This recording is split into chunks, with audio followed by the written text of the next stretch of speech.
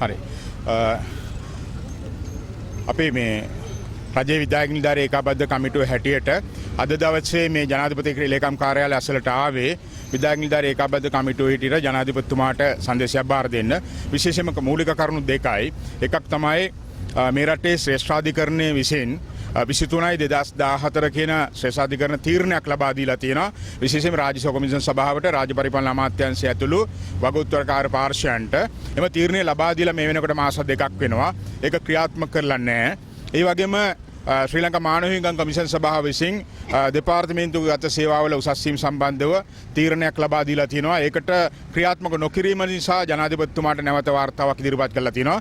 මෙන්න මේ කරුණු දෙක දිගින් දිගටම මගහැරීම තුළ මේ රටේ නීතියේ ආධිපත්‍ය සුරැකීම කියන කාරණේ ගිලිහි යනවා කියන එක තමයි අපි අද පෙන්වා දුන්නේ. විශේෂයෙන්ම අපේ සාකච්ඡාව කරේ ජනාධිපති ජ්‍යෙෂ්ඨ අතිරේක ලේකම් රෝහන් ක්‍රිෂාන්ත මහත්මයාත් එක්ක. එතුමා තමයි ජනාධිපති ලේකම්තුමා වෙනුවෙන් අපිත් එක්ක සාකච්ඡාවට සම්බන්ධ වුණේ. අපි එතුමාට මේ වාර්තාව බාර දීලා එතන පැහැදිලි කරේ මේ දීපයාත්ව සේවාවන සමාන්තර සේවාන් 18ක් නියෝජනය කරනවා.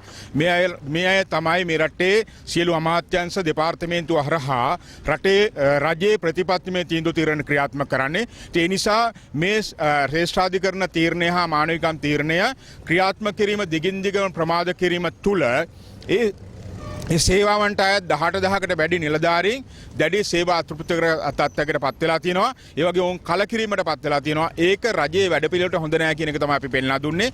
ඒ නිසා කඩිනමින් මේ සම්බන්ධව ජනාධිපතිතුමාගේ අවධානය යොමු කරලා අපිට සාකච්ඡාවක් ලබා දෙන්න කියලා අපි ඉල්ලීමක් කරා. මම දන්නේ ජ්‍යෙෂ්ඨ අතිරේක ලේකම්තුමා පොරොන්දු වුණා.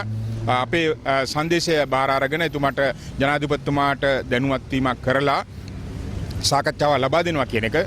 ඒ වගේම ජනාධිපතිතුමා මේ කරුණු දෙක සම්බන්ධයෙන්ම හොඳ අවබෝධයකින් ඉන්නවා කියන කාරණේත් එතුමා ප්‍රකාශයටපත් කරා.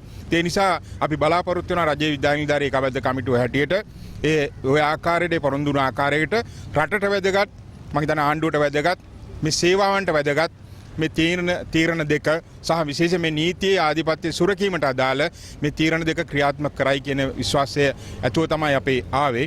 ඒ වගේම මෙතෙක් කලක් විධායක නිලධාරී සංගම් නියෝජනය කරන මේ සේවාවන් විසින් ගෙන ගිය අරගලේ ප්‍රතිඵලයක් විදිහට තමයි මේ රටට ජයග්‍රහණයක් අරන් දීලා තියෙන්නේ. මම හිතන්නේ මේන පුජ්‍යලික ජයග්‍රහණ නෙමෙයි.